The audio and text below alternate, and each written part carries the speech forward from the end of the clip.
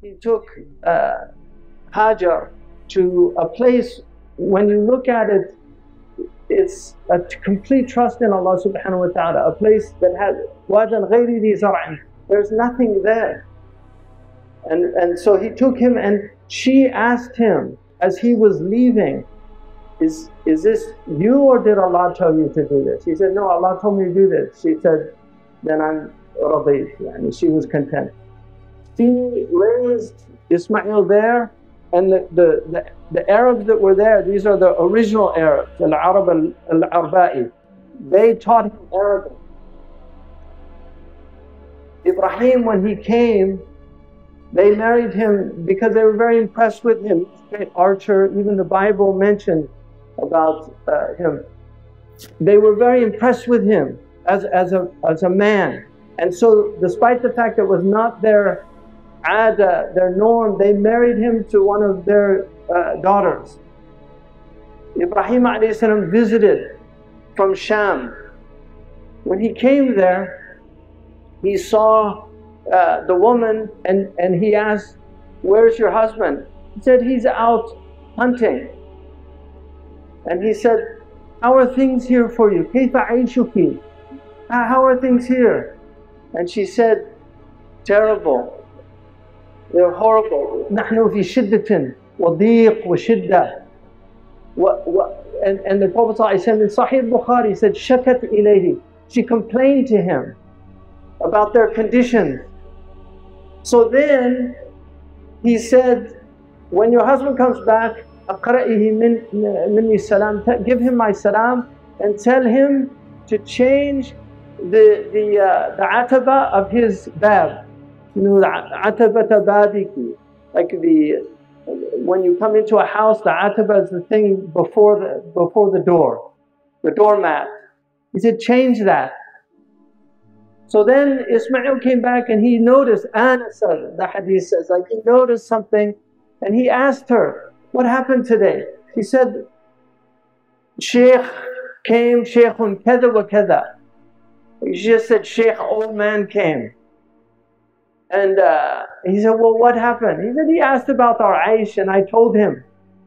And then he said, did he, awsaki bi shay? Did he tell you to do anything? He said to give you salam and to say to change the the trestle of your door. And he said, that was my father. And he told me to separate from you, so ilhaqi bi ahliki, go and join your family. He divorced her. Why did he do that? Because Ibrahim was going, he made a dua with Ismail when they built the house. Send a messenger from them. And then he said that يُعَلِّمُهُمُ الْكِتَابَ وَالْحِكْمَةِ يَتْلُو عَلَيْهِمْ آيَاتِكَ وَيُعَلِّمُهُمُ الْكِتَابَ وَالْحِكْمَةِ وَيُزَكِّيهِمْ إِنَّكَ أَنْتَ الْعَزِيزُ الْحَكِيمُ. Send them a messenger from them who will recite to them your signs, and he will teach them the book and the wisdom, and he will purify them, because you are Al-Aziz Al-Hakim. So he knew that the source had to be pure. The Prophet ﷺ said, تَخَيِّرُوا مِن نُطَفِكُمْ, like make sure that the one you marry is the right one, because you're going to plant seeds. So the earth has to be good earth. So he married another woman from them. Ibrahim came again, visiting them. And what did he say? He said, Kayfa aishuki? Because his Ismail was out hunting. He said, Kayfa aishuki? She said, oh, we're in blessing. Nothing changed except the understanding, the mentality changed. Nothing changed, same conditions. But the woman, she didn't complain. She said, نحن في نعمة, we're in blessings. في سعة.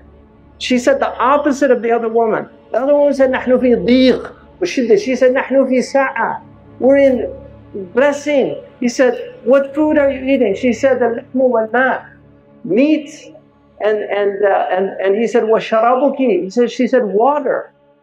And he said, Allahumma barik fi lahmiki wa fi ma'iki. May Allah bless that meat and bless that water. The Prophet ﷺ said, لَمْ يَكُنْ عِنْدُهُمْ حَبٌّ. They didn't have seeds. Had they had seeds, he would have blessed the seeds. All they were eating was meat and water. The Prophet ﷺ said, لَيْسَ لِبْنِ آدَمْ حَقٌّ إِلَّا مِنْ هَذِهِ الْخِصَالِ. The son of Adam has no rights except for these. بَيْتٌ يَسْكُنُهُ وَثَوْبٌ يُوَارِي عَوْرَتُهُ وَجِلْفُ الْخُبْزِ وَالْمَاءِ. That's the only thing we're entitled to as a human being, as a creation of Allah, is a house that protects you. And for some it's just a tent. Clothes that you cover your nakedness with, and then bread and water. This is basically somebody in prison. That's what a prisoner has. He has a roof over his head, they give him prison outfit, and they give him bread and water in some places. Here they get other things, but traditionally bread and water was what you gave the prisoner. In the Qarawiyyin in Fas, where the students studied, they were given just one loaf of bread every day and water, as that was their sustenance. For like going to college. When you go to college, you get, that's what they got, a loaf of bread and water.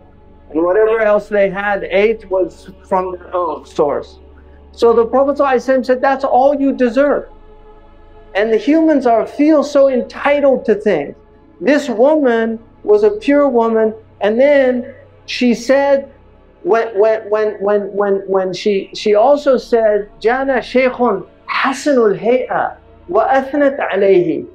She saw Ibrahim. She said, a beautiful sheikh came to us today. And then she praised him. The other one just said, Shaykhun kada wa kada. Some old man came. This is the difference between world views of how you view the world. And this is what our religion teaches, to change your mentality. Change the way you think about things. Change all this entitlement that modern people have.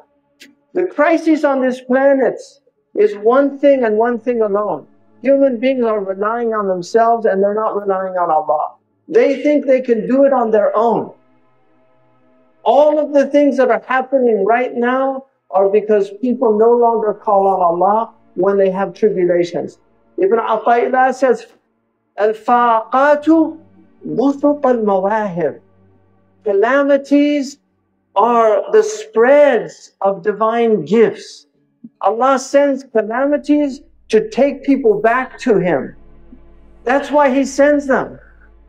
Ibn Ata'illah says that sometimes you will find in calamities what you cannot find in prayer and fasting. Because prayer and fasting always has the possibility of ujub. But when you have a calamity, you know that you're nothing. You know that you're a faqir. And this is why the Prophet ﷺ, a man came to him and said, Inni uhibbuka. And he said, Anzar ma taqul. He said, I love you. He said, think about what you're saying. He said, I love you. He said it 3 times. أَوْقَالُهُ مِرَارًا. The Prophet ﷺ said, إِن كُنْتَ تُحِبُّنِي فَأَعِدَّ لِلْفَقْرِ تِجْفَافًا. Then get ready for tribulation. Get ready for things that are going to break you. Subhanallah. أَشَدُّ النَّاسِ الْأَنْبِيَاءُ فَالْأَمْثَلُ فَالْأَمْثَلُ. The people that have the most tribulation in dunya are the prophets, and then those like the prophets. But we don't like to think about this. People want ease. This is human nature. People want ease. But Allah subhanahu wa ta'ala wants you to know Allah subhanahu wa ta'ala before you are confronted with your own life on the Yawm al-Qiyamah. To have ma'rifah of Allah subhanahu wa ta'ala. So all of these tribulations that Allah sends to this species is for their benefit.